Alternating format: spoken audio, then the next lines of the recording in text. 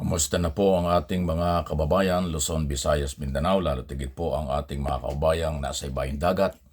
Kamusta na po kayo, yung inyong pamilya? Alam natin ang mga overseas Filipino workers na lagi ring nag-iisip paano nakakaraos, paano hinaharap ng kanilang pamilya rito sa Pilipinas ang mga mataas na mga bayarin at posibleng tumaas pa at tumagal pa.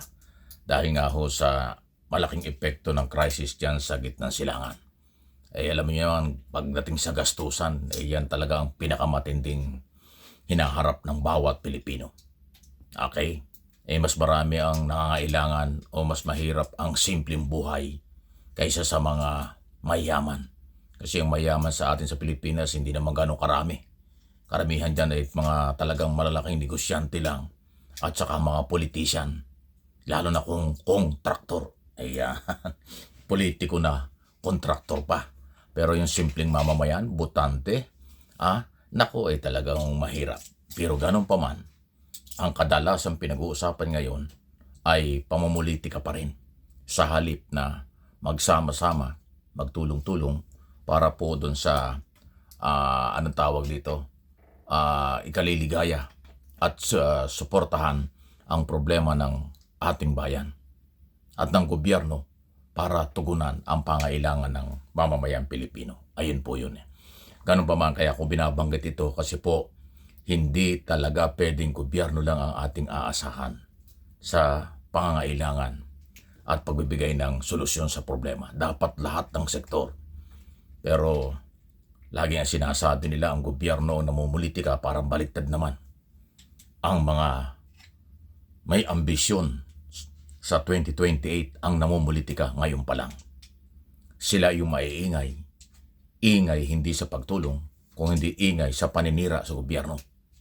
Ingay sa patuloy na hangarin nilang mawala ang liderato ng ating bansa at kanilang palitan. Alam na ninyo kung sino yan. Sila ba ay talagang tumutulong sa mga kababayan sa kahirapan ng buhay? O gamit na gamit at ginagamit lang nila ang kalagayan ng mahirap at ng mga kayang-kaya nilang gamitin para sa kanilang interes. Hindi ho ako nakikialam, aking observation at opinion ito. Dahil ako mas interesado ko kahit na ano po ang inyong inyong paniniwalang pampolitika, ano man ang relihiyon, kasarian po ng mga Pilipino, yan ang dapat nating laging pinangangalagaan at pinoproteksyonan. Kung paano ang kailang magandang buhay sa darating na panahon at ano ang kanilang kinabukasan. Huwag dapat gamitin ang mga yan para lang sa pangsariling interes, lalo na ng mga politician. Makahawak ng posisyon sa gobyerno, mahawakan ng pera ng taong bayan, hanggang doon lang naman yun . Kasi ulitin ko, matagal ko nang tinatalakay yan. Ang pagpunta sa gobyerno, sakripisyo, paglilingkod sa bayan. Pero sa tingin ba ninyo nangyayari yun? Hindi. Mas madalas, ang kanilang layunin ay posisyon lang at maghawak ng salapi ng bayan.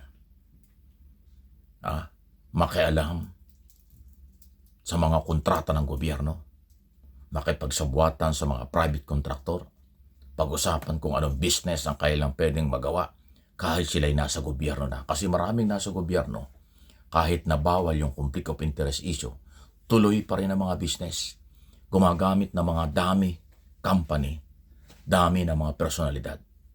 Papalabasing wala silang kinalaman o wala silang kaugnayan, pero sa totoo, yung pa rin government official lang nasa likod ng mga company nagpa-participate sa mga bidding sa kontrata sa gobyerno. Alam niyo, baka hindi alam, maraming ganyan. Hindi lang naman po ang kontrata sa gobyerno ay sa mga flood control o infrastructure. Hindi po. Lahat ng ginagamit ng gobyerno, yan ay may kontrata. Yung mga school supply, office supply, may kontrata yan. Mga sasakyan, may kontraktor yan. Maintenance, may kontraktor yan. Yung pag-rental, pag-umuupa ng bahay o ng opisina, ng mga building ng gobyerno, may kontrata yan. Lahat po ng pinagkakagastusan ng gobyerno, lahat yan may kontrata. Dapat may tamang bidding. May procurement, may tamang bidding. Pero hindi po yan nangyayari. Kadalasan, yung nakapwesto o yung may koneksyon dun sa nakapwesto, sila ay meron ding hawak na mga kontraktor sa kung ano-anong kontratang napapasok sa gobyerno. Yan ho yung siguro nakakalimutan ng karamihan. Akala flood control scam or flood control, DPWs lang may mga kontratang malaki. Hindi po. Sa totoo lang, lahat ng opisina from local to national, kanilang ginagamit, operation, lahat yan under contract. Lahat yan may kontrata ang paglabas ng mga pondo at project. Kaya lang hindi nga nasusunod yan. Dahil doon nga ho natin na-establish yung opisyal ay dami na mga opisina at pangalan para makapasok ng kontrata. In other words, may mga private company na nagpaparticipate sa mga bidding pero nananalo dahil ang may-ari nun taga-gobyerno rin. Ganun pong kagarapal. Kaya yung korupsyon hindi mo matitigil yan, maniwala kayo. After Marcos administration, lalong titindi ang korupsyon.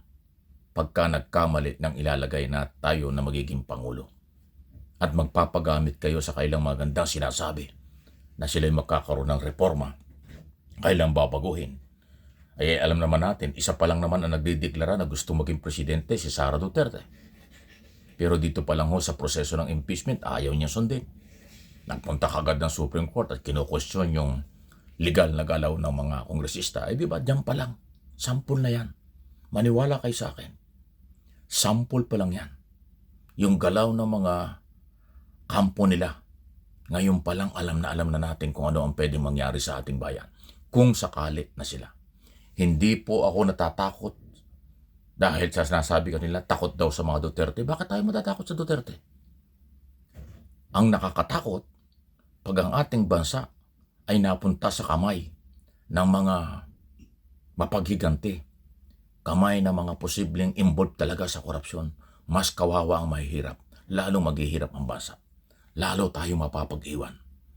Pag ang ating bansa ay pinangasiwaan ng may kakulangan ng kaalaman, may punong-puno ng galit at paghihigante, hindi yung malawakang reforma at malawakang development, kawawa ang maliliit. Tandaan nyo yan. Kung ano man yung kanilang agenda, baka hindi yun ang priority. Ang priority nila, maghawak ng kapangyarihan, maghawak ng salapi ng bayan, maglagay sa pwesto ng lahat ng kanilang mga kaalyado at kakampi para sila na ang magpatakbo sa lahat.